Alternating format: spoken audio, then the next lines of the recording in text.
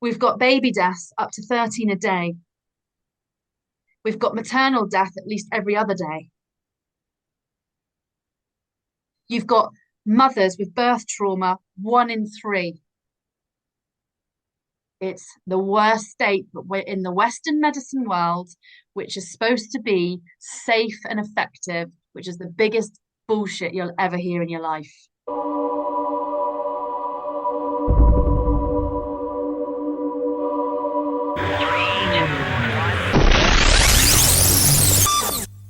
The last week, I would say the last 10 days has probably been some of the hardest that I've actually endured. I feel quite emotional.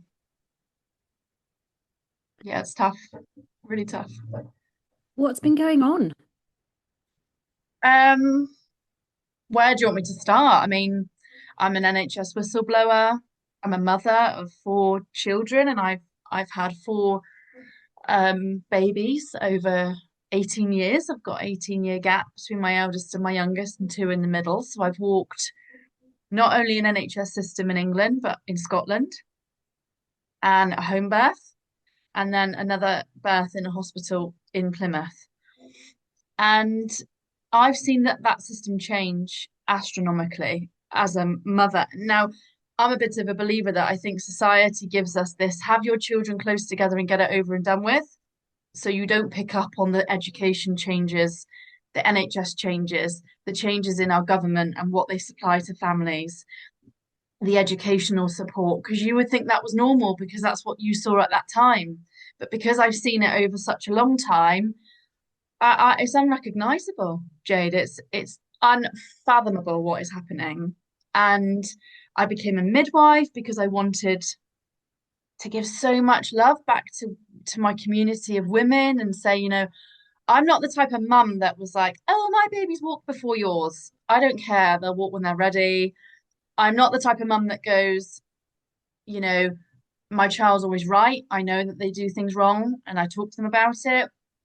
I'm not the type of mother that goes into the school playground and acts like my children have got a halo above their head. They have sometimes, their own little ways. But for me, going into midwifery just felt like at that moment in my life, having a beautiful home birth, I thought, well, I'm 30 years old. Why would I not go into a profession that I could share this wonderful knowledge? I don't have daughters, I've got boys, so their mothers will guide their daughters. But if I can guide other people, and it was just hell. I think that's why I'm so upset today. Is I'm finally grieving, I think, for everything.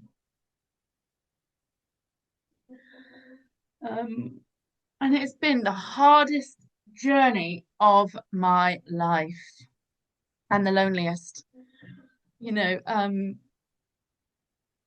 I didn't realize at the time how naive I was to the world. You know, raised in a family with a dad who was in the Navy, mum had trained to be a midwife. I had a very good upbringing. Um, when my parents divorced, that really rocked my world. No, nothing else outside had rocked my world. It was in the world that I was in that was rocked. So when I became that midwife, I missed all the red flags. And I'm angry at myself because I think, God, why were you not that connected to yourself to fully see the signs? Because I can see red flags in parenting, I can see red flags in marriages, I can see red flags in friendships, I can see red flags in jobs. I didn't see the red flag. And I think it was because I was going through a divorce and blamed that. And then the system gave this midwifery is flowers and beautiful icing on cakes, and you're going to run into the sunset and give these women everything. And then the next breath, you're being pulled into an office and you're like, whoa, it's like whiplash. Because you're like, oh, you didn't do this, or not that happened to me more than twice, but there was just this darkness, this oppression. And it started very early at university. And I just didn't pick up those flags. And I think now I've been out of it nearly 2 years, but lots has happened in that 2 years. I'm actually now starting to grieve. I've always been a delayed reactor. So when an emergency happened at work, or there was a harm or a significant death, at that time I could put this sheet on and I could say, it's not my baby, it's not my family, it's not my life, and I have a duty.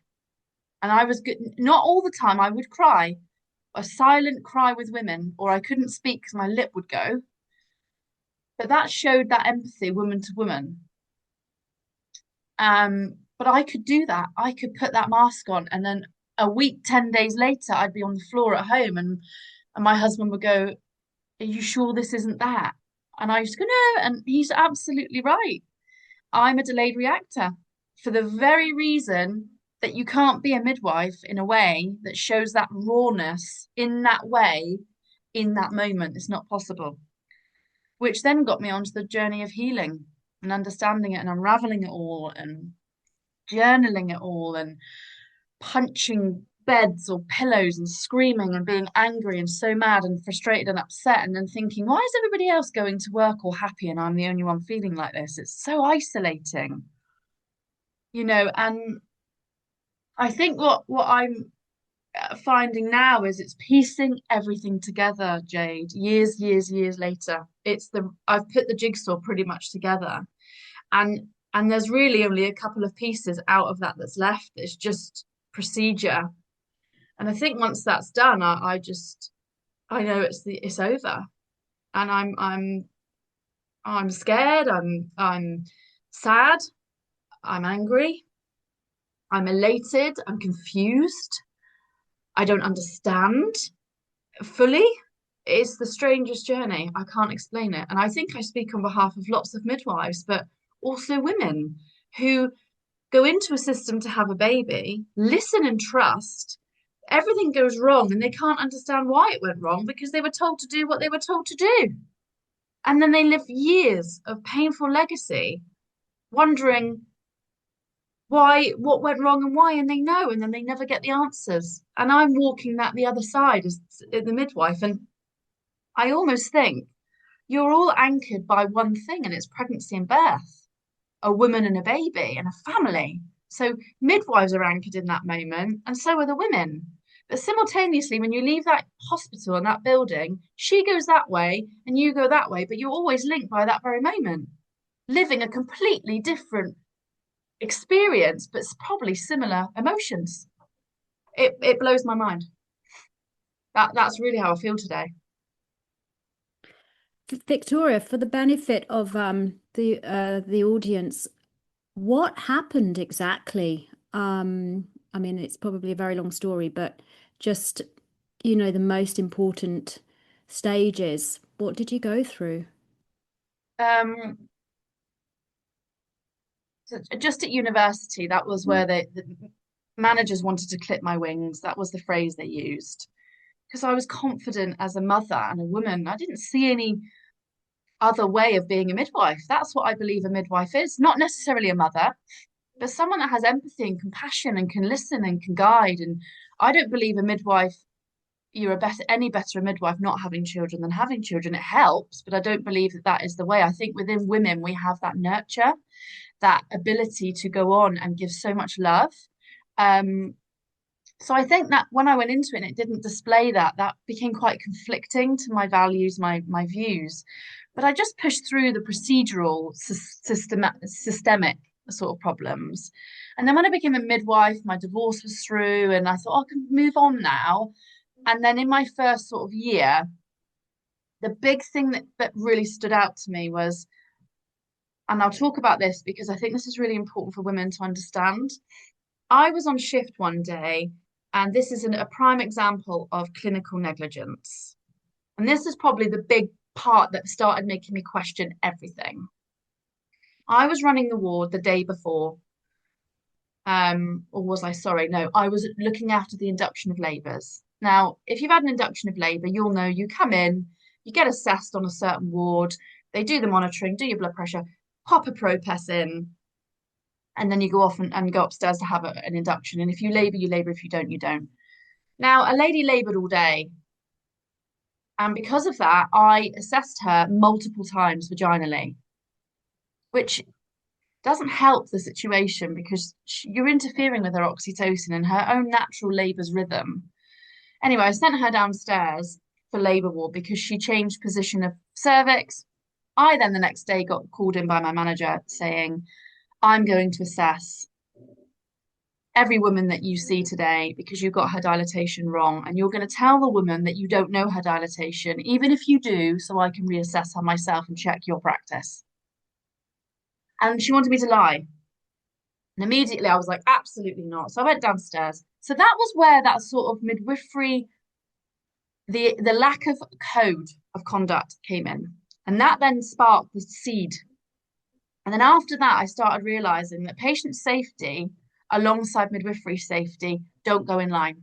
So midwives were working 12 and a half hour shifts I'm on insulin, I'm a type 1 diabetic with no breaks and no food and sometimes not going to the toilet for 12 and a half hours. There wasn't the time. And I'm not saying that midwives, you know when you're in bed, you think, oh, if I don't go for a wee now, I'll wake up in the night. You don't have that thought process on shift. You can't. It's so busy. So look, all those little things started setting in. So I raised a grievance on those things. When I raised the grievance, um, it went into a 3 year battle of just wanting a break. So I didn't kill anybody or harm anybody, but it escalated wider into breakdown of relationships, managers not being as honest, and there was lots going on. So in the end, after that, I put in an employment tribunal for discrimination and failure to make reasonable adjustments. Now, my union didn't support me, but they supported me all the way through. It was so confusing. And then by the time all that went through, I realized the judge said to me that we cannot impose sanctions on the hospital in any way. The only outcome here is financial. And that really got I don't know if it was that judge that said it, but I had spoke to lots of people about lots of things at that time, and they said this. And when I looked into that, I realized it was a financial pay, and I thought, oh my God, I don't want that. I want them to learn. So I withdrew my employment tribunal and said no to the money offer, and off I went back to work. And then on my last day working, which was Monday the 5th of February 2024, I went to work, and normally there's 8 midwives on a shift and there was 2 of us. And it was so dangerous. There were countless inductions waiting, lots of cesarean sections, 2 members of staff, a student, and the manager that's not in the numbers in that way. She's managing the whole unit. I couldn't even imagine what she was going through. Triage was heaving, and basically, long story short, a lady laboured behind a curtain for 10 hours on her own in triage, high risk, with a trace of a baby that wasn't great, and the baby came out pretty much dead in our arms in that room. And resuscitation was ongoing. The woman, who is a very, very dear friend now, endured so much pain mentally, emotionally, because of that day. And when I left, I day text that on our reporting system about staffing and that she was left to labour. The doctor had instructed she was to go to labour ward at 11 a.m. and she didn't deliver until 5:30. So my argument is, I understand that that is the systemic problem. My big bugbear is you lied to her. And all we had to do was tell her, we are so short-staffed, we are far too busy, and we can't care for you. And she would have made a different choice, or would have made the choice that she felt in her heart was right. Do I go to another hospital? Do I just go home? Or do I go in the bath? But she had no choice. We robbed her of that choice. And that's the big thing that sticks with me on this whole journey. I don't care what we do wrong. No, that's wrong. I care what we do wrong. What I mean by that is what we do and our systemic problems, the honesty to her to give her choice will stop a lot of this discrepancy in communication. When I left that night, I don't even remember anything of that night at all. I tried to go back to that evening, but I remember in that period I was drinking a lot. I've never really been a big drinker, and I was drinking a lot of wine. and I put on a lot of weight. And I went to my healing center the next day and I absolutely broke my heart. And I said, I can't do this anymore. I can't, if I normalize that, then the next thing will be normalized. And the next thing, and before you know it, I'm part of a systemic criminal negligence culture. And that is not okay. So I handed in my notice that Tuesday. I hadn't even told my husband till I got home. I was so traumatized by everything. And then on the Wednesday, I went back to work and my matron was like, I'd like a word with you. And I was like, absolutely not. No way. I don't want to talk to you. I don't want to talk to any of you. I felt a little bit like I'd severed something, the fear, because there's a real feeling in midwifery that you want to be accepted, you want to be part of the club, you want to be part of the gang. But I never wanted all that. I never went to their parties and their events. It just wasn't something never felt right. But yeah, I'm the most social butterfly ever. But I never, ever, ever wanted to go near any of them, apart from a couple who were friends. So when I went back that day, I never expected that I would never go back after that shift, and I just never ever went back. I never went near them. And after that, I wrote to the CEO of the hospital and James, who I'd met 2 years previously, to explain about midwives working shifts who had insomnia from menopause were not given the opportunity to work nights because they couldn't sleep at night and were driving in the day and almost crashed their car. Midwives who couldn't function properly in pregnancy because they weren't eating and drinking. Midwives who were type 1 diabetic and pregnant and ended up with miscarriages. I had a miscarriage on shift, and my boss said to me, do you think you can hang on a bit longer? These are the things that come from midwives' mouths, and they are midwives who promote pregnancy. And I wasn't the only one. So I basically vomited all this to the CEO, and she took lots of notes. And she followed it up with an email. Nothing obviously changed. So when I left that day, I wrote to her and said, I'm done, basically. Whatever I do next is for my beloved career, profession, and for the midwives left behind. And she left. I didn't know it. She'd gone. Now, she'd been there for quite over a decade, and she left that week. And then after that, what then happened was around about the 13th of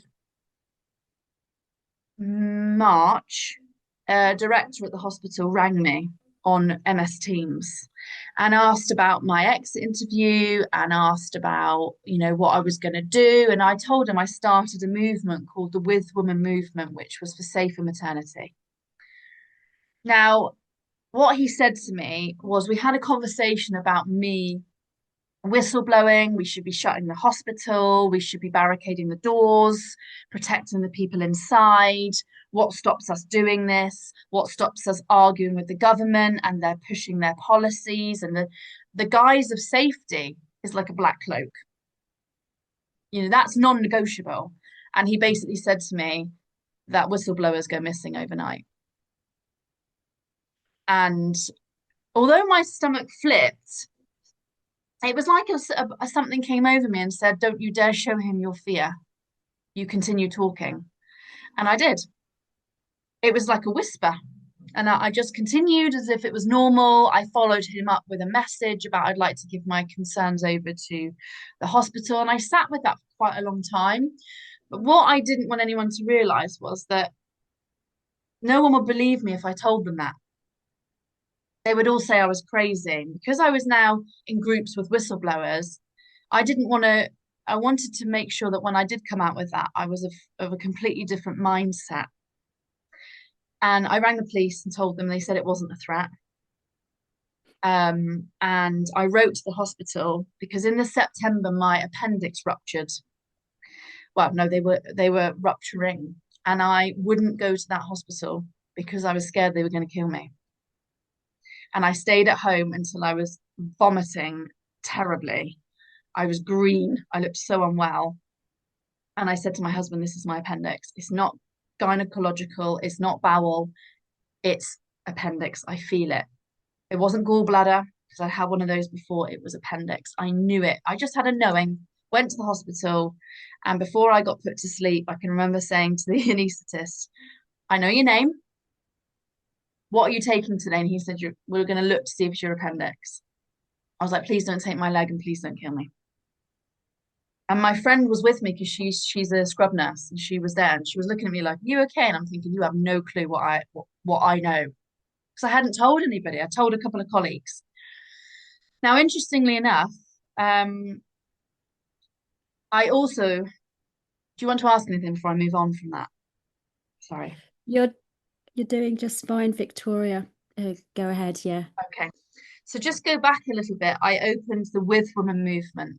Now, because I'd worked as a union representative and saw that corruption, that you don't save people's jobs and you don't look after people in the Royal College of Midwives, you're actually a gatekeeper to pass on information. So I dropped that very, very quickly and moved over to GMB, who were completely separate to maternity, and hardly any midwives were part of the GMB. So I was privy to a couple of grievances with some staff. And the last grievance I went to, there was a nurse who had raised concerns, and she's given me consent to talk about this, that two doctors who couldn't speak very good English had missed leukemia diagnosis in patients. And she raised the alarm on that. And she'd been in her job for 20 plus years and had some of the best staff retention and had some of the best equality in her team.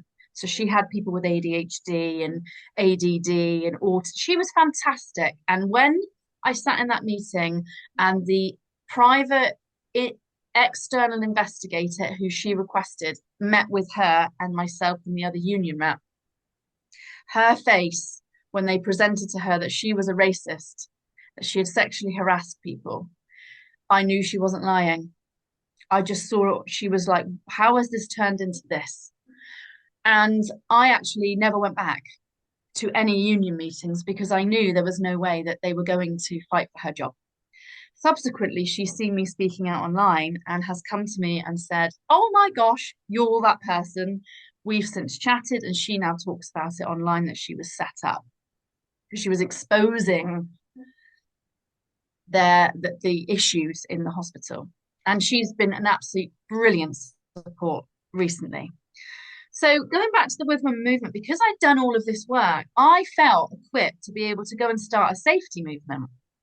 So I started the With Women movement, and my ex-husband came up with a name. He said, "I love it." So I thought, brilliant. So what I did was I went to another midwifery group and I asked one of the midwives that founded that group if she could supply me with two midwives who would, she'd known me for a couple of years, who would think like me, who had a similar ethos to me, and who was ready to go out there and fight for the rights of women and midwives. And this was never a campaign just about midwifery. It was about the collective consciousness of women together. Forget the systems. It was about women coming together against the system in that way. So she gave me two people, two midwives. So one was retired and one was still practicing. It lasted 4 weeks because I wanted to take the NMC to a high court for their breach of process and human rights. So I don't know if you know that the Nursing and Midwifery Council is the registration body of nurses and midwives.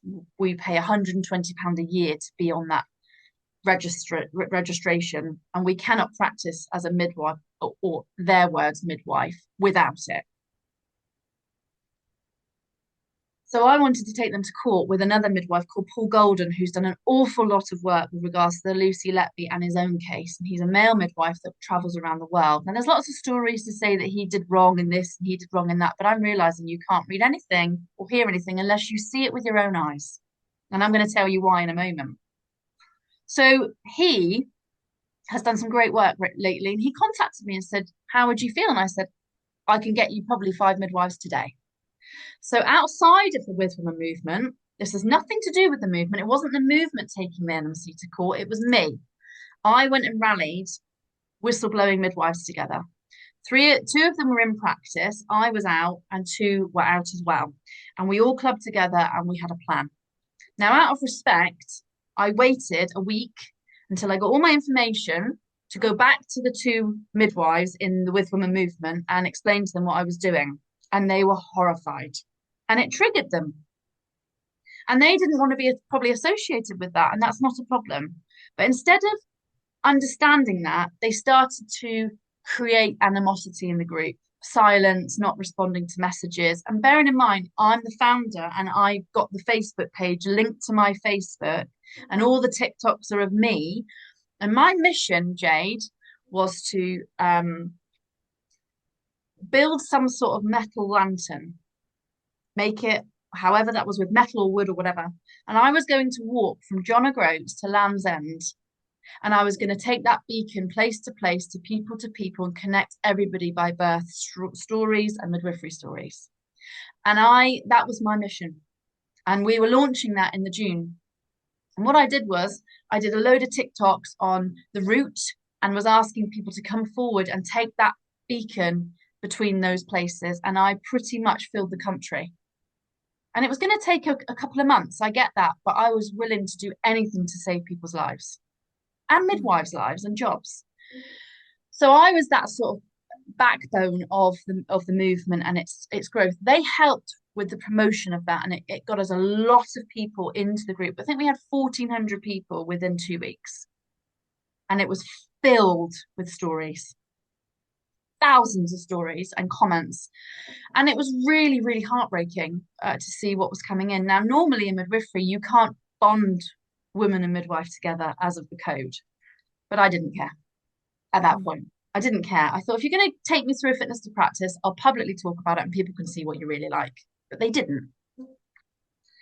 So we parted ways after an argument on the beginning of March, 6th or 7th, I can't remember when it was, where they accidentally wrote to our group chat, which I've currently published on X this week, saying that if I don't agree to their agreement, they're out. So I said, I've just read that, and they deleted it.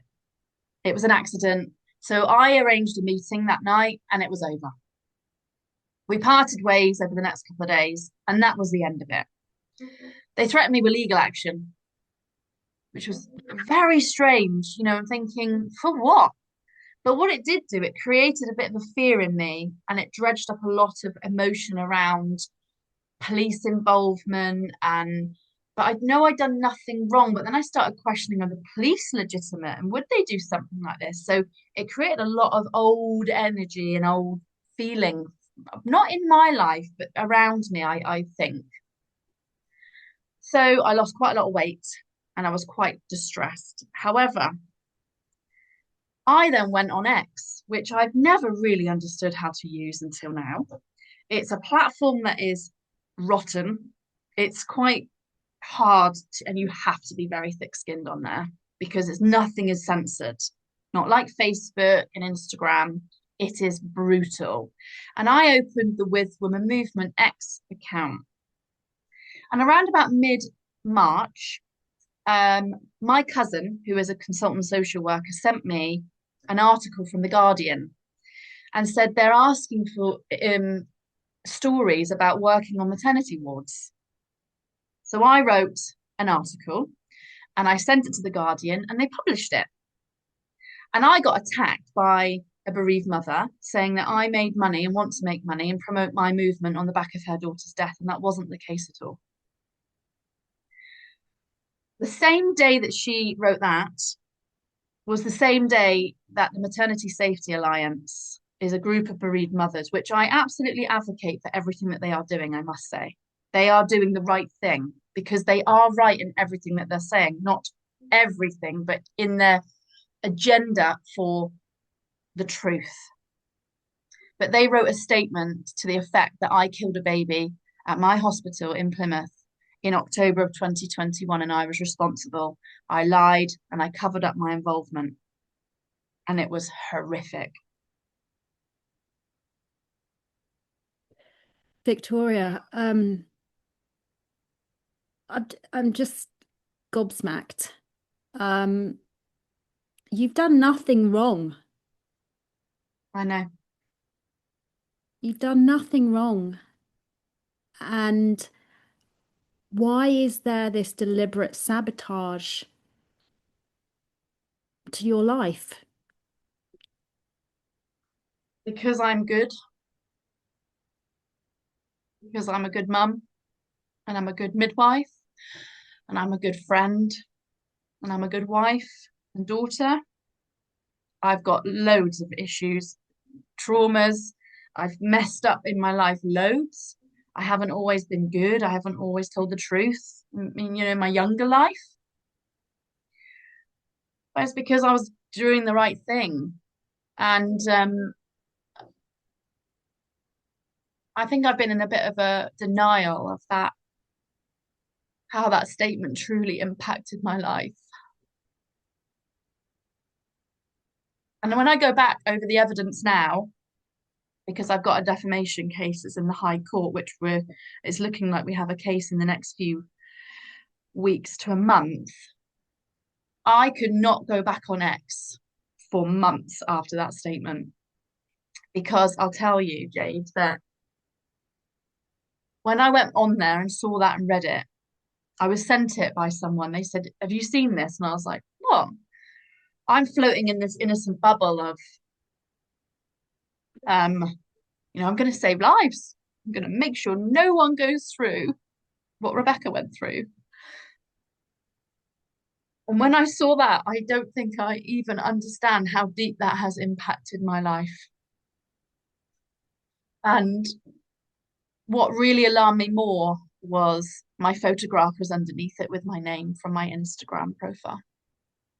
And because X explodes and retweets and retweets and retweets, you can't quite chase the retweets of the posting on someone's page or screenshots. And then there was a photo of my children. And then someone called me a baby killer. And that absolutely floored me. And I came off it, I deleted the app. And I never ever went back on that page. And I've only recently, in the last 2 months, been able to follow my movement back on Instagram in my new name.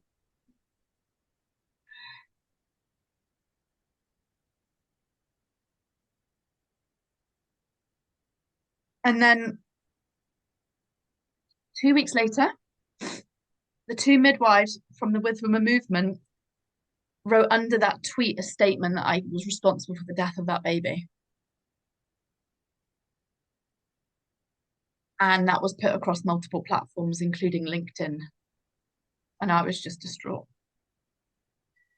Now, my colleagues didn't support me.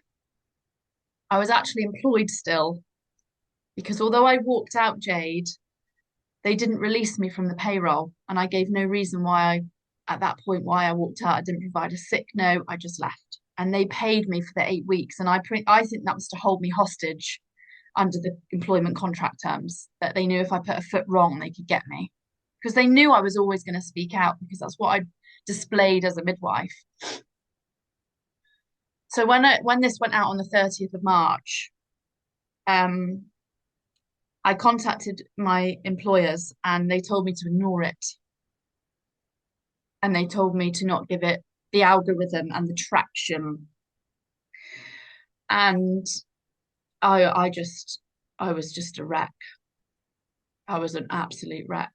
And I all I could think then was, is Lucy Letby innocent? Is this what they've done to her? Oh my God, are the police going to come for me? And the anxiety that I was going to get arrested and be falsely imprisoned for a baby death. And I thought, I didn't kill that baby. I wasn't even on shift when it was born or when it died. I was absolutely distraught. I was distraught. So um,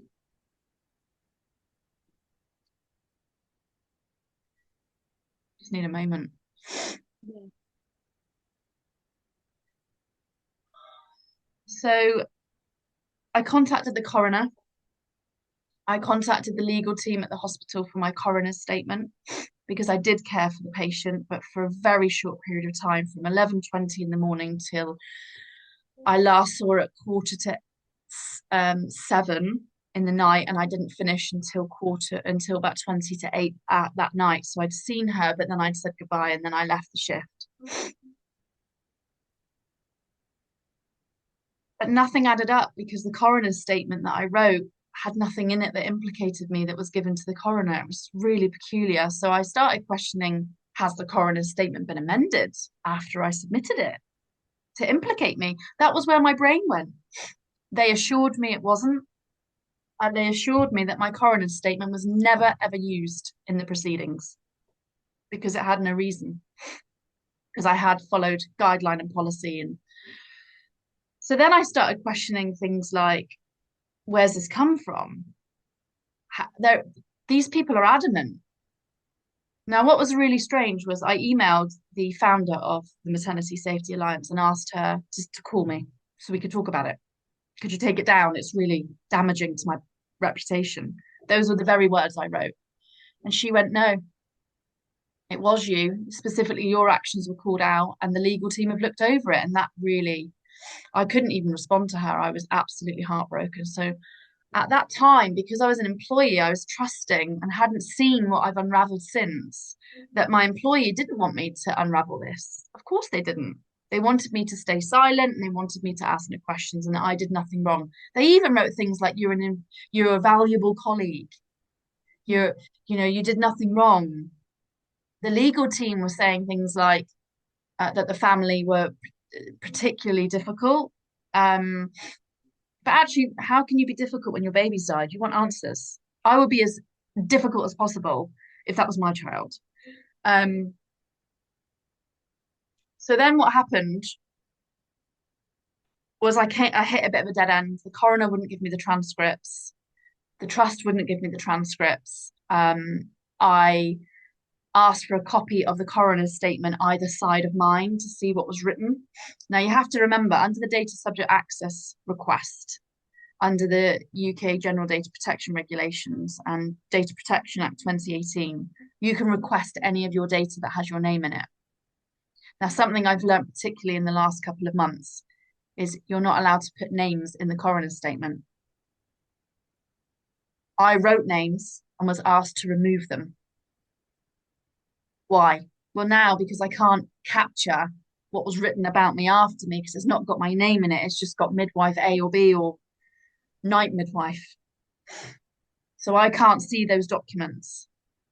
So I went into quite a slump. But what happened in there is I then was supposed to go to and have an interview with the BBC Spotlight with a lady called Janine Jensen. And I put that all over the movement. I'm very transparent. I put everything out there that's happening and what's going to happen. And what happened was somebody from that movement went to the reporter and told her that I'd been responsible for the death of this baby, and she rang me. And the interview didn't go ahead, and that was really, really difficult. And also, what was really wonderful is people caught wind of my movement quite far, and a panel approached me, a lawyer pro bono, a practicing lawyer pro bono, a consultant social worker, two other social workers, a nurse, and a brand new sort of social worker. And they wanted to help me collate that walk into countries and collate the data on whatever evidence they felt was right and collate that into countries and into themes. And we were going to present that to each parliament and as a collective UK. And they were going to do that as a pro bono. So I started to then look forward and bring in a new team into the movement. How can I move this forward? Now, in the meantime, the lawyer said to me, if you don't clear your name of the baby killer, no one will ever trust you. So we have to stop this here until you do that. And I couldn't find a lawyer. And I was so heartbroken. And it's very expensive. Defamation is one of the most expensive claims, along with intellectual properties, theft of branding. It's very hard to defend a defamation case financially. It could cost you your whole home. So I went into a really bad slump. I was really depressed, really lonely. And I shut the movement down. I ended it. and I went away. And then in the November, I opened an X account. I don't know why I went on X because it was the place where the sting was. Something told me to do it, and I opened it under a name that you wouldn't know was me. And I didn't put my picture up, and I just started tweeting about maternity, news articles, COVID stats, lots of different things. And I was part of a group with Dr. David Cartland, who's the whistleblowing doctor in Cornwall, who was struck off for blowing the whistle on the COVID vaccines. And he said to me, "You need to tell the police about this threat to your going missing." And I just felt I couldn't do it. Now, after my appendix ruptured, I wrote a complaint to the hospital about what had happened with that particular director. They actually responded and said, "He did meet with you, but he never said what you said he said, and he didn't mean to cause you any alarm." So that was quite interesting that they even admitted that it happened, but they couldn't hide it because forensically it would be on the MS Teams calendar. And I'm not somebody that would just make that up, you know. So I'd had that document back, and then in the January, I think I started to suppress all that pain so deep that I found a new way of coping. I wouldn't say it was healed coping, but I would say it was coping. And what I did was I said to David Cartland, "I'm thinking about putting my face to my X account and giving the truth now. And I'm giving it so raw that it's unstoppable and it's uncensored." And he said, "Do it. I'm right beside you." So I put up a picture of my face in my uniform, and I had 440 followers at the time. By the time I woke up, I had 17,000. It went mad. It just went boom. And I put out documents, and I put out my exit interview.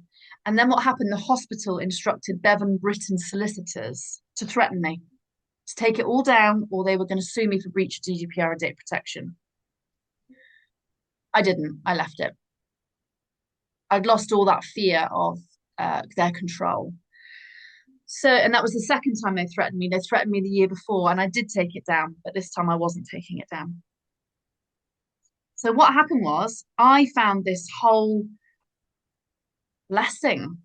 The universe had blessed me with something to work with.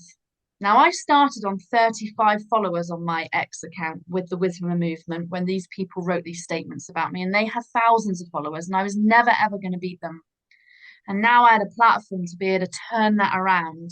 So I did some research on defamation, that if you speak about it online, it's actually a defense in yourself.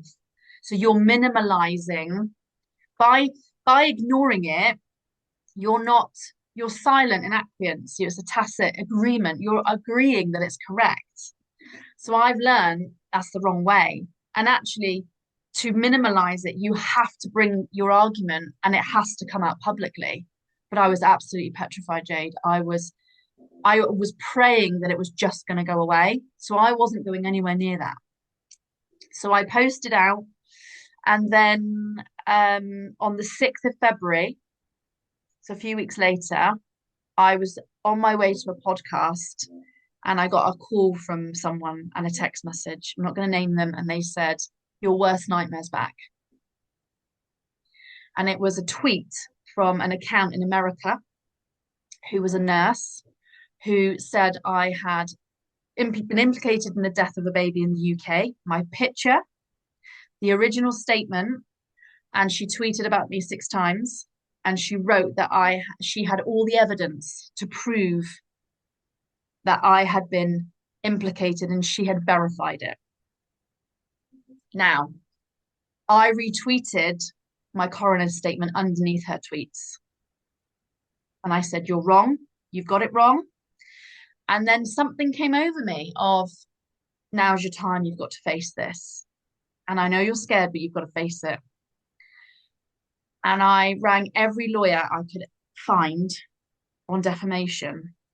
And I found an absolute angel 10 minutes from my house. Enigma Lawyers. And he specializes in medical negligence. Rory Smith, and he said to me, I'll take it on, and I'll take it on no win, no fee. Wow. Wow.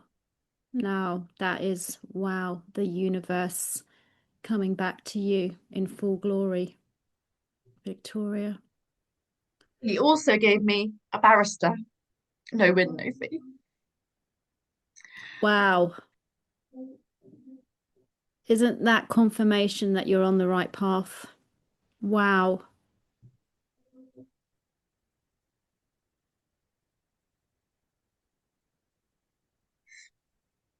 Yes. Sorry, I've cried on your podcast more than I've cried on any. But actually, it feels more raw and authentic, I have to say. Um, the account in America took that down straight away. I reached out to her twice and she apologized, not wholeheartedly at the time. Since then, we've reconciled and she has put out a public apology to me. She got it wrong. And that was huge to me. Absolutely. Yeah, another confirmation. Yeah. Um, so I then started legal proceedings, and Rory managed to write to the three defendants, and we've got high court proceedings. Now, in between those months, the trauma of the waiting for the evidence that this Kelly in America had said she'd seen, she actually didn't see. There wasn't any. I'm wondering, so who is this person? How did she just suddenly turn up and where did she get all this from? Well, So what's behind that? accounts contacted her from the UK to sabotage my name. So interestingly enough, at the beginning of all this, there was only ever three defendants in the defamation. So when Rory looked over the information, in defamation, obviously you've got to be factually correct with evidence of why you're saying what you're saying. I mean, people will say, "Oh, you were flirting with my husband." That's an interpretation and an opinion. When you say that somebody was responsible, they lied, they covered it up, they didn't go to coroner, they failed in their practice, that's factual defamation. So I sat and waited for, oh, I didn't even eat. I mean, I fast anyway, but I was ill. I was sabotaging my body with trauma rather than it being a conscious fasting. I was not eating. I was really, really, really stressed, and I was waiting and waiting and waiting and waiting for their defense to come in with the evidence, which just made me so ill. Because I was sat there thinking, have they all colluded and set me up? Has the hospital set me up? Have the hospital lied? Has the coroner known? Like, why have I not known about any of this? And I've waited to this very day, Jade, and there is no evidence. And that has been the hardest part through all of this. And one of the defendants has written, I didn't mean to cause upset.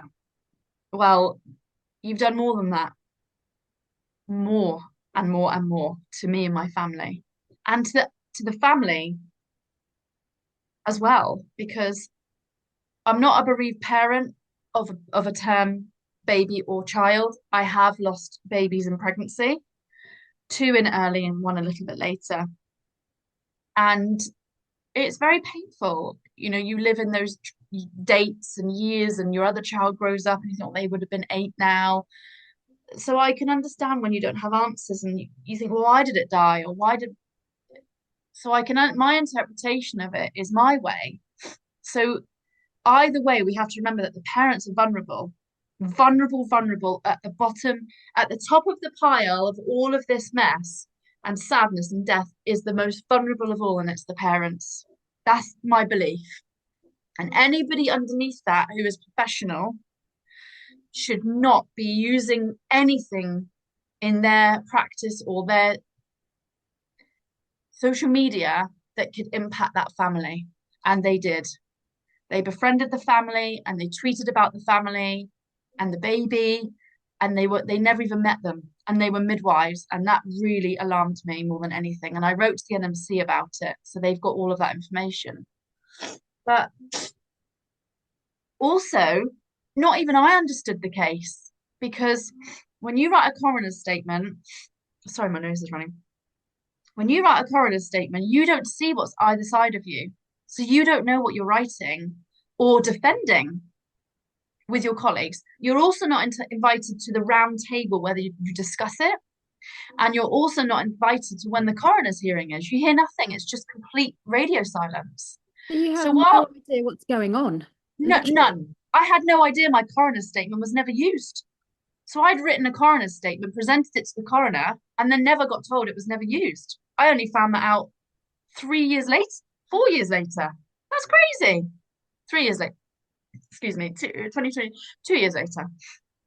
So I was just completely baffled, and all these emotions swelling in, and then I stopped running. I used to run every other day. I haven't really ran. I've ran, I would say, 5 times in the last 2 years. It's been so tough going out at night with my headphones on. Like, is a black van going to take me away? I said on the James English podcast when I went on, I even wrote a list of all the ways that they could kill me. I know that sounds crazy, but it had to come out. Like, because you hear all these whistleblowers saying that they were murdered, or they lost their bank accounts, their passports, they couldn't leave the country, and I was thinking, oh my God, this is absolutely horrific. Um, so sort of moving on to where we are sort of now, there's no evidence. There's been absolutely no evidence, and on the back of me having an apology from this account, I got a lead to then look at other accounts, and I saw further defamation this year, and that they said things like I was kicked out of my job, that I bullied a member of staff, that I've got a mental disorder, and now I've added two more to the defendant's claims. Now, unfortunately, Rory couldn't do that no win, no fee, which I absolutely understand. So I put out a crowdfunder, which I didn't want to do, and I've got no reason to crowdfund, but I'm already sat at over £2,000 in 2 weeks. It's mental. So one thing that's really, really interesting, Jade, in all of this is the radio silence of my colleagues. They knew I was not responsible for this baby death, and none of them stepped forward until very recently because they Do didn't. we do we know now who is responsible for it?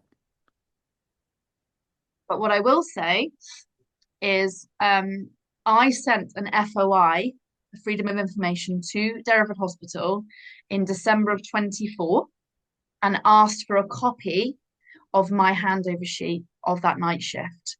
Now, what's come in is evidence saying that there was no handover of care, which is why the baby then died, because there was no communication passed on of what needed to happen, right? So the coroner ruled that the baby died as a lack of communication and handover between staff. Now, I always knew that. That was not a secret. I didn't know that I was the one that apparently and allegedly didn't hand over, because I damn well know I did. So what happens in the hospital is I work the day shift. When you work a day shift, you open under your login, you go into the G drive on the computer system, you go into the folder Argyle handover sheet, and you click on it, and you go down to the day that you are on, which is the 27th of the 10th, 2021, and it's the AM folder. There's only one there, and it'll be the bottom one of the pile. You double click on it, and it brings up all your patients that you've just been physically handed from the night team. And what you then do is you'll then get a call from day assessment. You've got an induction coming up, and you write it in as the day goes on. It's open all the time, and you're constantly rotating data, right? But you don't necessarily update the one in your hand, because you'll do that with hand, and you've got a handover sheet at the end of the shift that's just covered in writing. That's how it works. It's not probably right, and there's probably too much information on it, and probably not enough. And really, You should have a handover sheet for emergency information, but you have to go to the notes. So I updated this handover sheet on my shift and wrote the patient in D Bay. I printed it off, and at the night shift, because it was COVID, before COVID and always, we used to hand over in the tea room. And there would be the night midwife. So it would be the night midwife from the night before, me and all the day team. And we would listen to her bed spaces and we'd write our, review or has to go home or breastfeeding support. And then I would be sat there thinking, well, who's going to look after that patient? Who's the skill mix in this room? So I'd be constantly assessing all the time as a coordinating midwife of the ward. So that midwife would hand over her bulk, and then the next midwife would come in and hand over her bulk. And then you'd tick off all the women, and if there was any left, you'd say, guys, no one's handed over H Bay. Oh, you've missed the other midwife. Dada, come in and hand over, and that's how it would work. So what you then do is, when you finish that, you delegate the midwives and nurse to the beds. Now the nurse can only look after postnatals, and then the day would go on. Now, on this particular shift, because it was COVID and social distancing, we never handed over in that handover room anymore. It was just me and the night midwife, not the other members of staff. And we had to go door to door. So I stood outside D-Bay with my back to the door. I have my hand as my oath. My word is my bond. I had my back to that door, and my colleague was stood there facing the desk. And I can tell you why I know is because we actually had a fallout after I got married and she was at my wedding. And she took that handover from me. That word is my bond. I'm writing an affidavit on this at the moment as we speak. So what then happened was I went home because I'd handed over all the patients, I took the handovers from the other midwives, which actually in reflection's wrong, they should be handing over. But because of social distancing, we had to do coordinator to coordinator. So when I went home and came in the next day for a labour ward shift, I was then told when I got there that this baby was going to die. And I asked the names. Oh, God, goodness me, who was that? And when they said the name, I was like, I looked after that patient. What's happened? And the manager said she wasn't on the CTG. And I said, oh, well, why not? And she didn't really answer. And because of GDPR, we're not allowed to talk about patients' cases. You can talk about midwife to midwife feeling, but you can't go into her file. You can't look on the system. You can't contact them on Facebook and ask how they are. So everything is in a deadlocked blocks of information as if it's you're in this block, you're not in this block. So I left it and I never, ever, ever, ever revisited it until they contacted me in 2022, which was 13 months after, to write a coroner's statement. So I went to the risk office. Bearing in mind, Jade, I'm writing a legal document and I was not offered legal advice and I was not offered a union. And I didn't even think that I'd need a union at that stage. And I'm really trying to remember at university, I think we did half a day on this. And this is massively significant. So I wrote my notes. Now I was told you can only write what you've written in those notes. And you cannot write your opinion thereafter. And that was it. I went home and wrote up the midwife that handed over to me and the midwife I handed over to. And I got told I have to admit that information. So I had to send it back amended. So that was that. Fast forward to now, I sent an FOI, like I said, to the hospital. I asked the legal team on Teams, and I asked in an actual FOI document for the copy of my handover sheet, which would have been saved under my asset number. It would give the login and it would show. You don't print very often unless you're doing discharges. Other than that, you're not really printing unless I always printed off a policy or a guideline and would put it in the notes in labour. So if I had a twin lady who was pre-eclamptic, I'd print that guideline off and I'd stick it in the notes and I would refer to make sure I did everything by that guideline. I was so methodical. The amount of times midwives said to me, your note-taking is exceptional. I even used to write the numbers of all the CTG monitorers, suction, the epidural machines that we use. So if there was a problem with that woman, you could go back and look at that machine and go over the idea of it. I was one of the only midwives that ever did that. So they wrote to me in July this year and said, I've put it on the internet. We do not hold such copies of that document. What? I Gosh. then thought maybe they delete them because I don't have access to that anymore. Now, what I did do was I put out a plea on TikTok, and I asked all my colleagues to come forward that had information because they must they I know they're talking about this there because colleagues and people who know colleagues there have said to me, you have caused quite a stir, Vic, with what you're doing. They are so uncomfortable with what you're doing, and they're telling staff, don't engage, and it's not true. They even sent an email saying that it's malicious, or I think was it? No, verbally someone said it was malicious what I was doing, and somebody else said that it's not factual. So I started posting all my documents then, grievances, outcomes, lies. And interestingly enough, I SAR'd, so I subject access requested the Nursing and Midwifery Council. And would you believe it, Jade? They sent me a NMC referral made against me in October of last year. And it was my manager, and the witness, from what I can see, is my friend. She took a screenshot of my Facebook post, which was public. So she didn't need to screenshot it and act in that way because it was going to get to them anyway. But to find out that came from my friend because her photograph was in the bottom corner and I called her out online. She's a manager. And she was the one that saw the post where I got called a baby killer and she didn't act because she sent it to me and said, you need to take advice.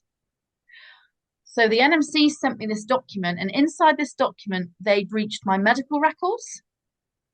They reached my sickness absence records when they were actually referring me for whistleblowing, which is against the law. So they also wrote in there that they haven't learned anything from what I've done and that no midwives would do what I would have done and that they never called, she put something like, and they called the police on me. So they did a malicious referral to the NMC and they've maliciously rang the police on me, which is against every part of our code because I've done nothing wrong. So I had to then go through all my information because I was sent my SAR from the hospital and from the NMC a day apart. And it was a long year process that. So that someone's obviously talking to someone.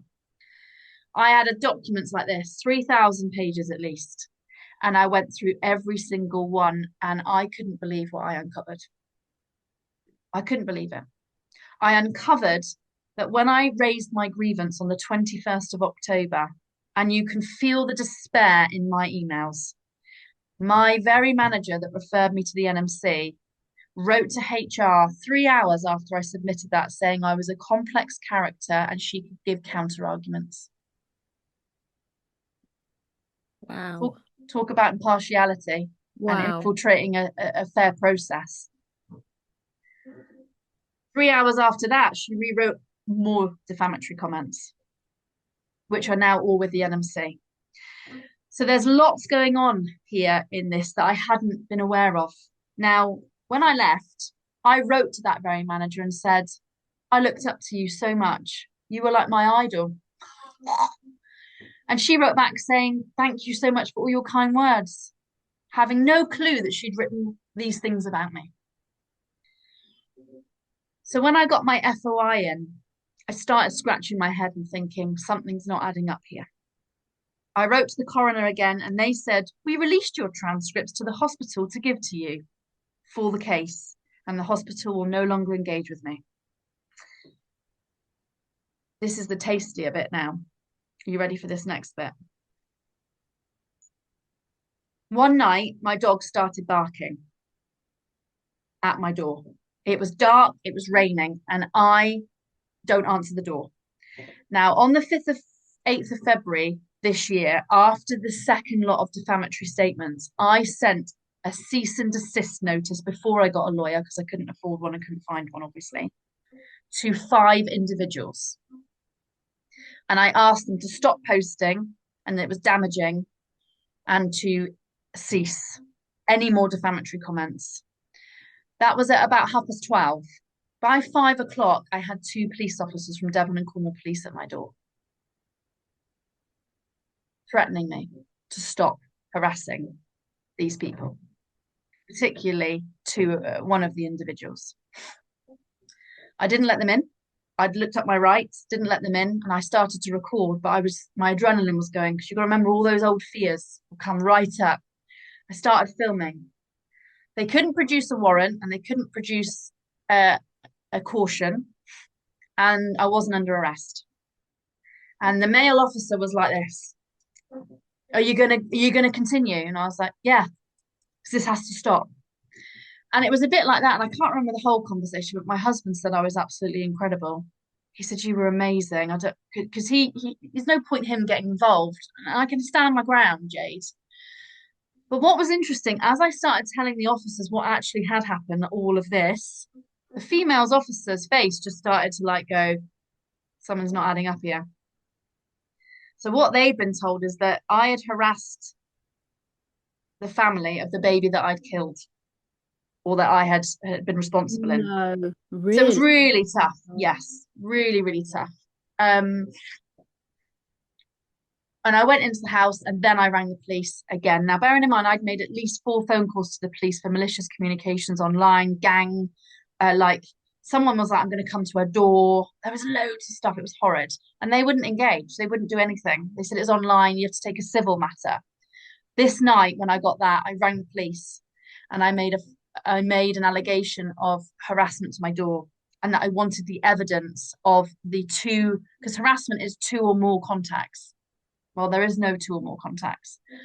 So I put in a complaint to the police. They opened the file finally, and then I produced some evidence and made a couple of phone call statement type thing. And they contacted all the individuals and told them that enough was enough and they had to stop.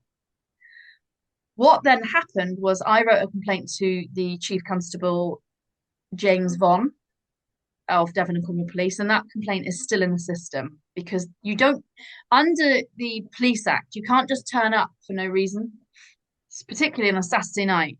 You know, you're not there for any other reason. And I haven't been produced any evidence of why they came to my door. So there's no like statement from anyone else. And they didn't do a full investigation. They just came to my door and it was very intimidating and distressing. So I put that post online, I put out the film, and then they investigated the complaint and they were like, we're not giving you your stuff, we're not apologizing, and you could basically take it further. That's what I got back. So that kind of sat in the system. And then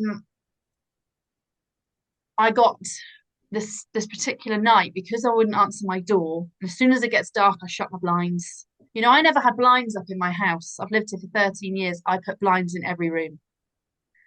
That's how paranoid I became. I was looking at my car tires. I was testing my brakes. It was absolutely god awful, Jade. God awful. I can't even tell you.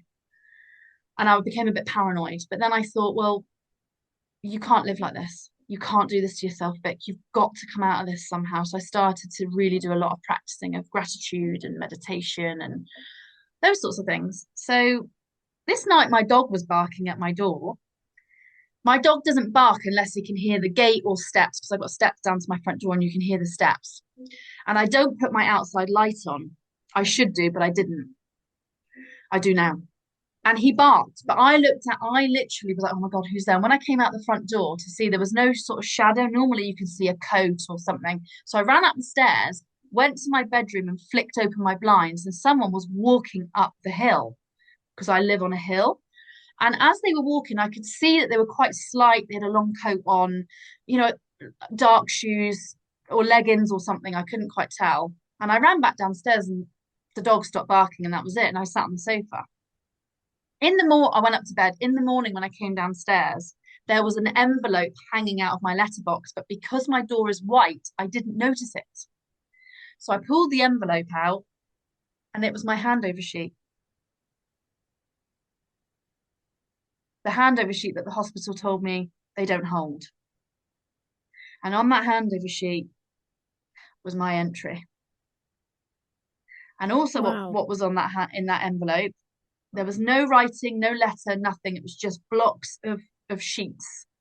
And they'd taken a print screen of all the dates of all the handover sheets for that month and all the dates they were last modified, and it wasn't modified since that date. Now, what's interesting is on that handover sheet, they've changed the date to the night 28:10:21 p.m. because I handed over PM 27. They now write AM 28 because they're the AM shift. And they've put in an entry under my entry. They've entered one, two, three times, four times. And yet that information was never given to the coroner, from what I believe. So I didn't know what to do with it. So I sent it to my lawyer. And then I decided to put all my evidence into categories of people, for the police, for the Nursing and Midwifery Council, for the hospital, for the public, for the family, and for my legal team. And when I put everything into piles, I then spent months putting together full complaints to the NMC with all the names and all the evidence, and then witnesses started coming forward. So ex-colleagues who have left, ex-colleagues who are there. And I wrote to the Nursing and Midwifery Council and provided 6 names. And that is now with the major crime investigation team, or major investigation team, my apologies, with a senior paralegal. And he's opened cases with them all. And I've submitted all the evidence of breach of data protection, disloyalty, no integrity, loads of different things. And then in the meantime, I wrote a separate crime report for the police. But I took some advice from a very, very amazing woman who has fought in coroner's court herself. And she told me who to write it to, each party, not separate letters, to all. And everybody got the same copy of the letter, which meant none of them could get out of it. So I sent it to the CEO of Derriford Hospital, the chief crime commissioner, the chief coroner, the coroner, and the Nursing and Midwifery Council. And I printed 5 copies of the full crime report, the handover sheet, and then in the middle, whilst writing that, somebody rings me and says, "Can I ask you what baby this is?" And I said, "Yes." So I told them. And she said, "I work that night shift." And I went, "Oh my God." She went, "I just hadn't clicked, Vic. Like, I hadn't clicked this information." So we chatted through it. And then she wrote a witness statement. And she can testify that she transferred this patient to labour ward in labour because the baby was distressed. But the family are led to believe there was no handover and that the staff did not know the care pathway of this family. But yet the handover sheet proves otherwise, and so does the witness statement. So I've sent all of this to the police. In the meantime, another midwife writes to me on Facebook and just, I'll be honest, she's pooed her pants and she's deleted everything and she doesn't want to get involved. I understand. Maybe she'll come round in a few years, I don't know. But she wrote to me and said, "You were not initially involved in this case." And I was like, "Well, when did that change?" And she went, "I can't get involved." I took screenshots of that, and that is part of my bundle. Now, unfortunately for her, her name is in the NMC referral.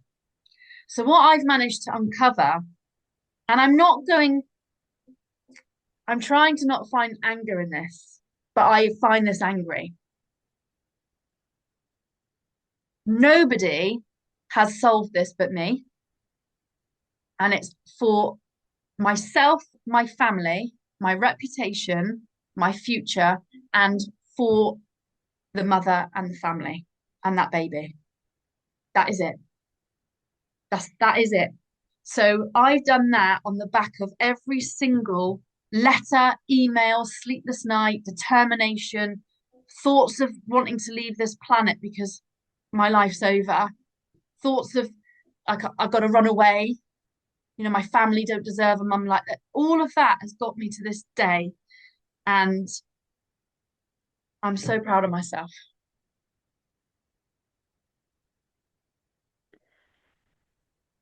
Wow. That's immense.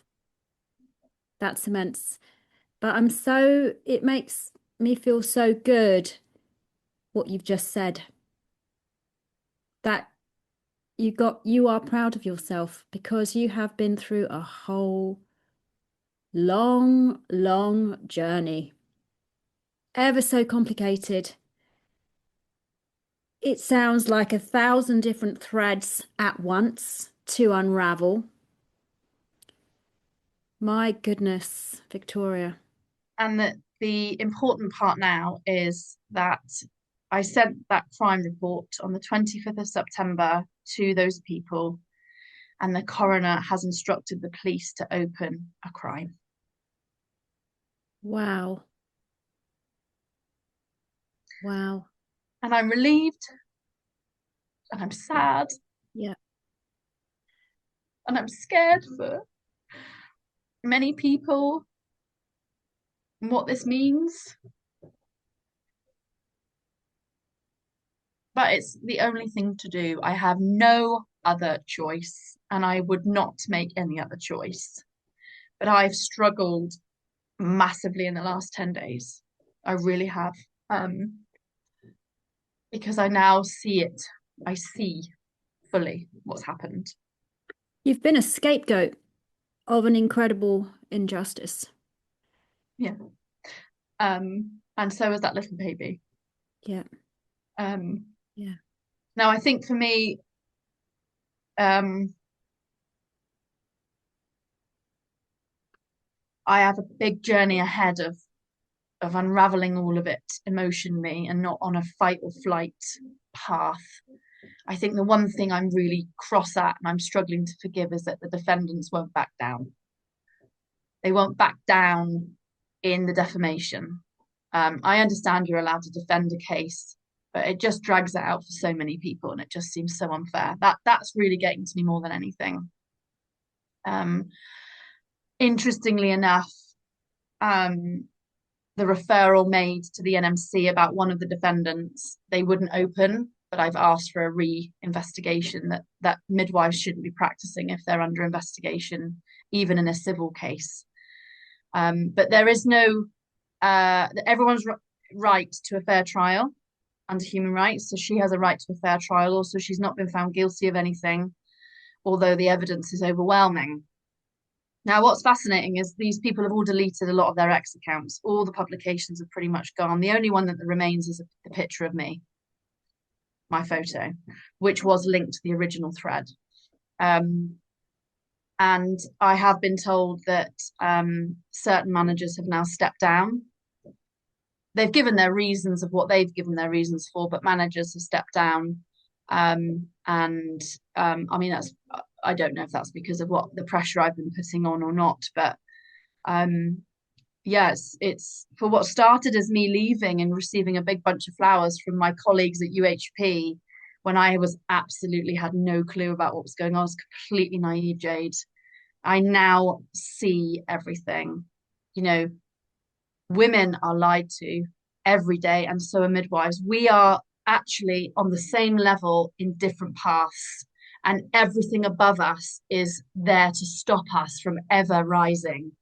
And until the midwives and women can come together and restore their story, that won't happen for every midwife because not every midwife is like me.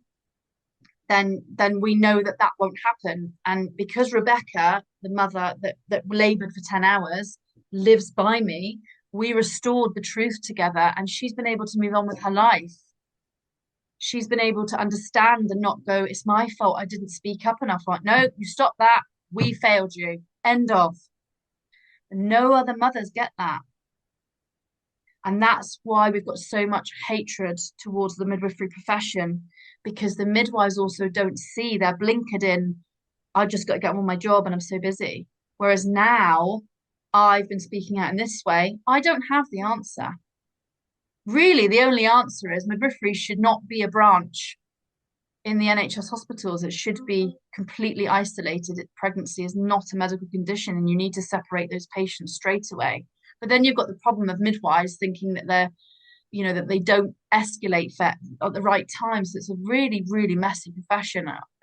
I do believe it's the biggest scandal ever to come out of the United Kingdom alongside these the child sex trafficking, the social care, the Jersey scandal, the Grenfell Tower scandal, the rape scandals. They're all simultaneously big scandals, but I particularly think maternity has probably gone on before all of those things existed for a very, very, very, very, very long time. And it's very biblical and it's very, very spiritual. Do you think it's very much part of the agenda, Yes. Yes. which is the culling in a sense? Didn't want to say that, but we know I what. mean, Jade, I Yeah, didn't piece it. Remember that yeah, jigsaw I talked about earlier?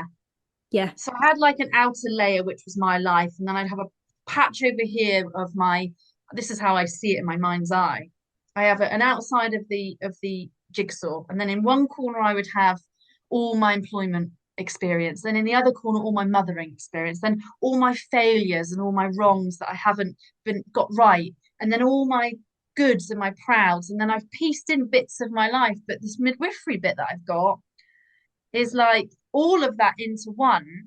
But then the bit that I couldn't understand was why so many mothers and babies were harmed during COVID. I couldn't get my head around it, but I saw it and I know my colleagues saw it too.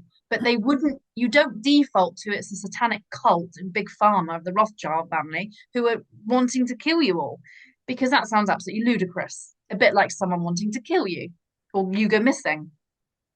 So it was only when Dr. David Cartland and I sat down and I blurted out my whole experience like I've done. And he went, "Have you not clicked?" And I was like, "What?" And he said about the COVID jabs. And when I went and actually looked at the algorithms and the places, my whole heart went, "Yes, that's it.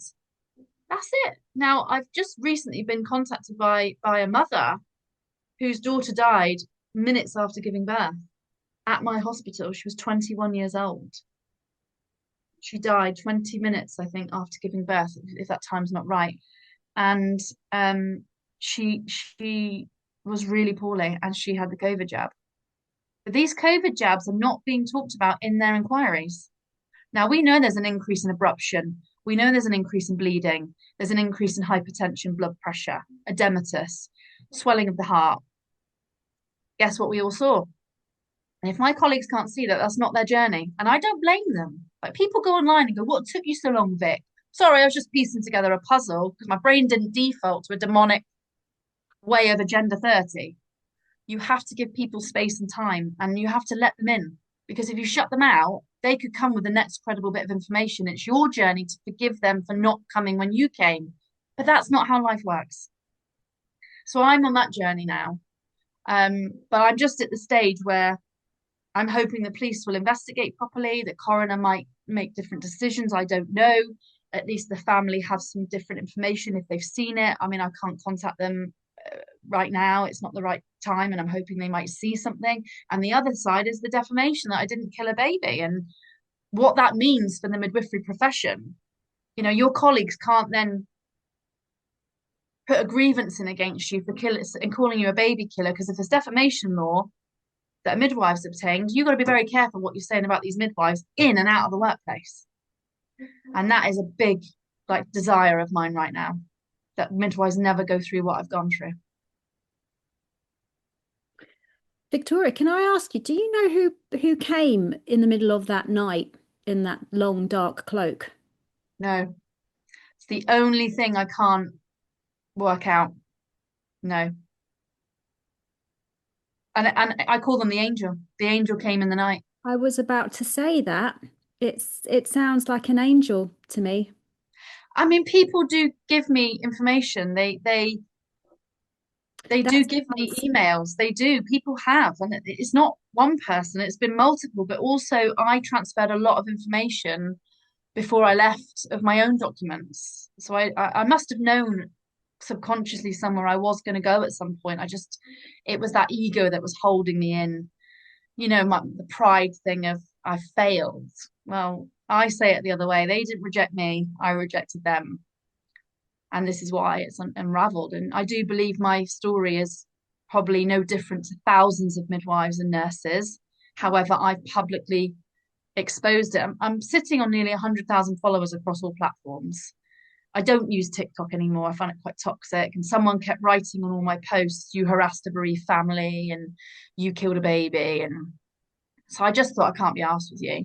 Doesn't. I mean, now the tables have turned so much now that I mean that's just going to go away. Yeah. Um, but it's just also the reason I think that was an angel is because I've heard that many times in exactly the same way. Someone appears out of nowhere, you know, and you don't know where they come from, you don't know who they are, they deliver something you need. Mm. That's interesting. Also, Victoria, who do you think is behind it all? Do you have any idea? Are people being paid off to, create these dif defamations about you? Got no proof of it. I Do- don't know. I think the only thing I can think is I'm trying to stay on a grounded level with it. Yeah. And I think this is a multitude of traumas in individuals, and they made a decision. So I look at the two midwives, we parted ways, and they then wrote that about me. But they have my phone number, my email. They could have just rang me.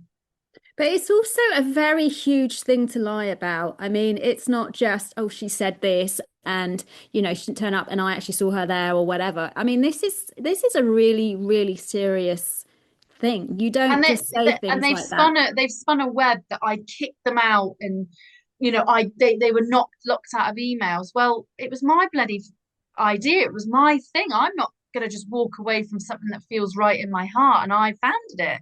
I called them co-founders because it felt fair and right, and I didn't want to. But something I realize now is I stand alone, and if you want to walk with me, I walk my path. So if you want to walk up behind me, that's fine. But I'm the founder of my own life. And that was probably my biggest mistake. I should never have done it. I should never have given that equal um, founding that we did found it together, because we didn't. I sourced them to my movement, and they spun this whole thing that I kicked them out. But they wrote in that text message that night, if she doesn't agree with us, we're out. And I went, we need a meeting now. We had not even a 6 minute call, and one of them was shouting at me, absolutely off her head, like crazy, shouting at me. And then I ended the call, and she got kicked out because that wasn't the rules of the group. And the other midwife was on my side at that point, and then she switched. Not my problem, and that's up to her why she did that. But I just feel if you go through my tweets, I might be angry at the leaders in maternity, the government, the people who are paid for public interest, who are in public office. Yes, I will hold them to account, but you will never see me finding a tweet and slagging off or harming anybody else. I only produce a screenshot of evidence and say, this is what they said, because it was fundamentally wrong what happened. And then in a big group, a bullying group for midwives, it's like a say no to bullying group. I really support that group, but there was a post put up saying it's not doesn't say my name, but it's all around the same time, and you think, well, you're leading a group, but then you're putting up a post saying that someone's got venom on their lips and sugar on their heart or whatever, whichever. You don't. You're supposed to be promoting non-bullying, You were infiltrated, and it you think, sounds like. Yeah. yeah, and I had no leg to stand on, but by the grace of whatever, I got the following and I flipped the narrative. And that is my defense in court. I don't care. I'm allowed to say to people, you've got that wrong. I didn't kill that baby. I wasn't on shift. So goodbye. And I can say to the judge, I tried my hardest to remove the damage, the collateral damage. And I've done that ever since, and that was the right thing to do. So all of this bump about she's this and she's that and she's making money and off of her ex, yeah, I can make money. It says if I had 2,000 verified followers, I can earn a bit of money. I earn like £20 a month. I've lost my bloody life. It was crazy, Jade. And it was really malicious. It was so malicious. But I've put all of that into the crime report now and said, well, you'll be able to go back over these crime numbers and actually see this is all linked. All these people are linked somehow. You either need to work out whether they're isolated or linked. And actually, it is a crime what they did. It's malicious communications. And that is a crime. You don't do that to people. And I've had to unravel that. And it's taken me, oh, will be 2 years in March. And we are right at the stage now where we're waiting to hear from the judge for a hearing date. And that's literally any day. And it's horrible. I think if they'd rang me and we could have dealt with this properly and sat and talked, but it was the constant, she's this, she's that. That's what really, like, you're not ready to meet me in that place and that space. You're not ready. And that's your biggest lesson in this, is that I never judged you. You gobbed off at me and we were over. That's simple. Done. But I received radio silence from my own movement. So the people that were supporting it with petitions and inquiry, they all radio silenced. Everybody shut me out. And their plan worked. It worked. But now their website's deleted, their X accounts deleted, both of their private X accounts are deleted. Another person that I've recently just started proceedings against, she shut her whole profile right down. Well, if you're so sure you were right and you don't understand what you've done, you wouldn't be hiding. But let me tell you, woman to woman, that was the most callous thing you could ever have done to another woman and her family. Mm. And I won't let that be forgotten. Mm.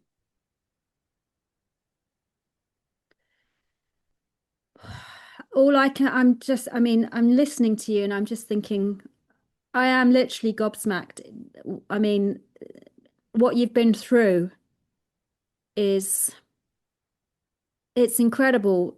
But what strikes me the most is that you came in completely unknowingly, wanting to be a midwife, wanting to just do a nice job, maybe have some nice experiences, a job where you think it's quite wholesome, and it's just completely something else. And I don't understand why the union didn't help you. I mean, what's the point in having a union? Interestingly enough, the same union rep I had was a union rep for another midwife at another hospital. And myself and this other midwife were connected through that bullying group. And she went through hell. She's been a midwife for 25 years. And she was put through hell in that hospital, bullied so much. She was 8 stone when I met her, Jade. I could see her pelvis. And she's nearly 5'8", 5'8". She was skin and bone. It was utterly heartbreaking. Now, people, you can find Tess Lovely at Birth from Within, where she's absolutely rising, firing up, and helping women out there outside of the NHS. And she's phenomenal. And her knowledge is profound. She does a lot of deep inner work with birth and your body, not just about safety, but you making decisions yourself. And we both had the same union rep, and both the same union rep did the same thing to us both, and then never supported us through the proceedings into court. We had to both bounce off each other the best we could. Now, interestingly enough, she left. She took her terms and left, and then they referred her to the NMC. And we have used common law, God's natural law, which I know sounds crazy if you're not, people think it's a religious thing. It's God's natural law. We've used that against the NMC and both our solicitors to get them away from us. Because we're not the illegal conversion of the money you want to make of us. There is no crime here. You're just abusing your system to make money and off data and referrals and solicitors and lawyers. We used that. They've never come near us since. And her NMC proceedings have just disappeared. Gosh. The more you tell me, the more I'm just like, really, I mean, the hole is massive and it seems to get wider. And then it goes into other systems of how do they select board members? How do they select panel members? And when you look at midwifery, where's continuity? Where is women's choice in rights with human rights? Because you can't take birth choice away from women. That is law. That is a breach of her private life. But people don't know to use this. They use the grievance system Don't use the grievance system. Step away from it and go and find the law. That's it. That's a simple fix for midwives. You can relate to their policy or crap. Don't write in their grievance. The four corner rule, anything written in a box doesn't exist. Write it on a Word document, an affidavit statement of truth. Get your wits about you, midwives. Wear cameras, film things if you're in meetings that you've been gaslit through. Midwives need to get smarter, quicker, very quickly. And don't use your union because they're only there to feed back to the system. I've got no proof of that, but I know that my union rep was discussing my case with my managers. It's disgusting. I even called her out on X about it. She shouldn't be in post. And a union rep is supposed to be voted in, but the Royal College of Midwives do applications for them. Well, that's because they're not a public body, they're a private corporation with a DUNS number, the same as the Nursing and Midwifery Council. So, how do the Nursing and Midwifery Council earn their money? Well, you'd think it would be from registrants. Now, the problem we've got with the Nursing and Midwifery Council, Jade, is that they have to investigate everything they heard because there could be truth in it, but there's also a lot of malicious and a lot of personal interpretation. So that in itself is a huge web because 23 nurses and midwives have committed suicide since 2016 on the NMC register. I know of a nurse that committed suicide who was falsely named in a baby death, in a child death. It's bad. So can you imagine all of this I've learned from me walking out that little Tuesday, go into my healing centre and going, I can't do this anymore, but I can't understand why. I don't get it. How have I failed? What have I done? It wasn't. I'm being met by gatekeepers who are supposed to be who are wearing, wolf in sheep's clothing. She's there, I'm here, I'm underneath listening to the patients, trying to bring up that information, and they're like, "Yeah, we'll deal with it," and they never do. GDPR, the very law that these elites, whatever you want to call them, they're not even elites, these people who made that law to protect them from us finding out against them, we can use against them. Because the minute the midwives start meeting the families and talking is when the change comes. Now, I'm going to stand here, Jade, and say that if midwives are found to be liars, dishonest, lack of integrity, but also don't fully understand, like myself, if they haven't understood, that's different. But if you have blatantly lied and covered up, you should be struck off. Malfeasance in office, there should be a crime investigation, and I will stand by that. 62 or 67 billion has been spent in maternity litigations since 2016. 27 billion since 2019. We've got baby deaths up to 13 a day. We've got maternal death at least every other day. You've got mothers with birth trauma, 1 in 3. It's the worst state, but we're in the Western medicine world, which is supposed to be safe and effective, which is the biggest bullshit you'll ever hear in your life. And until women grasp that they don't need to tell anybody they're pregnant and they don't need to have care unless they are unwell, you don't just go to the doctor every day and give them an update on your life. You go to the doctor when you're unwell. Correct? You're not unwell when you're pregnant. Go to the doctor when you're unwell. Find your private midwife, private doula, healthcare, and start looking after yourself and having control of your life and your body and your baby. It's the only way. But I said on Nikita Stark's podcast in February, when push comes to shove, she's great, brilliant work. I said, you watch, because midwives are starting to speak out and women are now using doulas and birth keepers or private midwifery, the money's no longer going into their system. They are going to spin a narrative that there will be a death at home, and they will then say it's not safe to birth at home. And what did they do 2 months ago, 8 weeks ago? A woman died at home, and they've now stopped home births.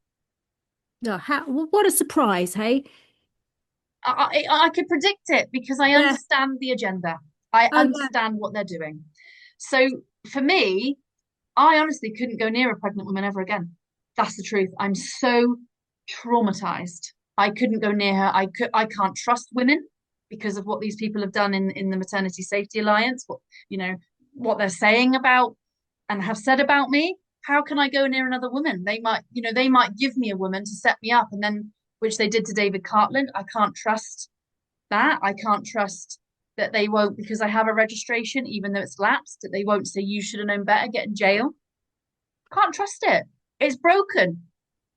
Not everybody will agree with me with that. That's because the journey I've walked, I wouldn't go near it. I would not go near it. It frightens me to death. And that is very sad. Very, very sad. And I had a home birth, Jade. I birthed my baby at home, my placenta, it was all beautiful. And when I became a midwife, when I got asked to go to a home birth, I was petrified because I didn't have medical assistance. Mm. And I stopped believing in normal, natural, lovely birth. And that's why it's over. It's over. And I would never go on back on the NMC register out of fear that somebody will lie and make something up and put me in prison. Because I was staying on the register. I had no reason to come off the register. I came off and I wrote to the NMC and said, I've come off this register out of fear. You're going to investigate me for something that I didn't do. And then the two defendants wrote on their pages, should midwives who come off the register, that should there be an at-risk register for midwives' names to be posted. Oh, you're joking. It's like, what No. are you Yeah. doing? No. What are you writing? It's got I've got all I the evidence. It's all been collated in files. And do you know what? I had to get 3 hard drives, save everything on it, and send it to different people. So I had all the evidence in case somebody stole my laptop or do you know what I mean? That's how paranoid the whole experience made me. I understand. I understand. It's immense. It's far too, I mean, you've been through a tremendous amount of stress, hugely. I mean, I'm so sorry that you've been through it. It's really too much. It's been too much, and the knock-on effects on your family. Mm. It's not just targeting one person, is it? It's everything. I mean, okay, your career's gone, okay, but this is family, this is relationships, people, your affect how you a mother now, what you put kids through subliminally, even if you don't talk about it. I mean, you can't undo that, and that's tough. And yeah, you will get, I mean, you've got a long journey forward, and I know that's going to be a good one. And I know it's going to be good. I know it's going to be good. And through that, everything will come together in the right way.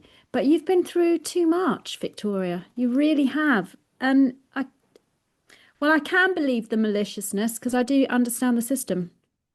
Mm. But you've obviously a torch, aren't you? You're a torch. You're here to raise the fire or the flame and to create that awareness in not just in the UK, but globally about what the system has done with midwifery, and Yeah. bring Yes. it back home, hopefully back to the home, and out of the system, out of the hands of the system. You really are you're a torch blazer. I don't feel like that today. I'm having one of those days where I sit on the sofa maybe 4 days a week and just stare sometimes. And before I know it, it's a school run. I have to put an Mm. alarm on my phone because I'm in such a daydream, because it's like I'm not even here. It's, it's like it's not happened to me. And it's a bit like childbirth. When you're giving birth, you detach from your body because you wouldn't be able to feel that much pain. That's the blessing of it. The Bible says childbirth shall be painful. But if you're connected to yourself, I've been there, you separate from your body somehow and you're able to do it. It's amazing. And this experience is almost the same. I can't physically feel what they've all done to me because I probably Mm. break. It's too much at once. Yeah. No, It's no, it's it's so much. So I yeah. sometimes sit there for days and I just stare out this window and I'm like, before I know it, it's like 2 o'clock and I'm like, I've not done anything because it's been so hard and so. But then I go. It's not as hard for you as it is for the mother. It's not as hard for her. It's not as hard for you. It's harder for her. She's not going to see that child. And I try my best to go down that road. And I mean, I can't imagine. And I'm sad that they feel that way about me because I remember them very fondly, very, very fondly. And I did do everything in line with that, what the doctor asked. Everything that I did was right. And that's what is so, so upsetting is that attack. I mean, if I got it wrong or I didn't say something right, or I get that. We get that all the time because you're in an emotive job, you're in an emotionally highly charged environment. It's so, so difficult, but that never got fed back to me. And that's been so hard to process. And to sit here every day and think a family actually think I've done this is or I don't know if they have because nothing's really come from them, but it's come from somewhere in that group and they are in that group, and that is really, really difficult for me. Really difficult. Because I want to write that. I want to be able to write that. And I pray and I think and one day I wonder if we'll all be sat in a room able to put all this on the table and actually give that mother the truth Yeah. so she can move on with her life. Yeah. I know you're We on the are right connected road. somehow. We're connected in this. And it's horrific, absolutely horrific. And just even on this call, I'm just up and down. It's so hard. And I don't show this all the time. I show, oh, she's doing fine. She's doing great. That's absolute crap. No, it's not easy. And then when the children come home, the veil comes down and I'm in mother mode the best I can be. But it is not easy. And then I'm praying, will the judge go in my favor? And if he doesn't, what does that look like? That horrible self-sabotage of, oh my God, what if the judge is like, no, but then he can't because there's no evidence and defamation doesn't work like that. But it tortures you. At night I'm researching for hours, researching cases, researching nurses' cases, midwives' cases. I'm researching the law. I'm like torturing myself. It's horrific, absolutely horrific. I believe I could forgive one of the defendants. Because of the professionalism of the others, that's going to take a lot longer. That wound is far too deep.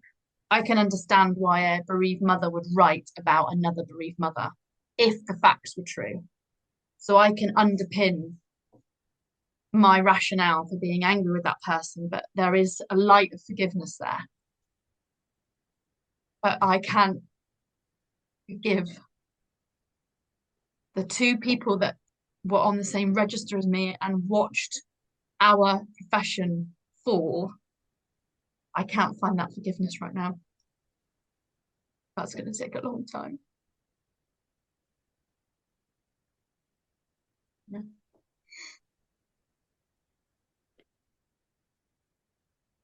And that's fine.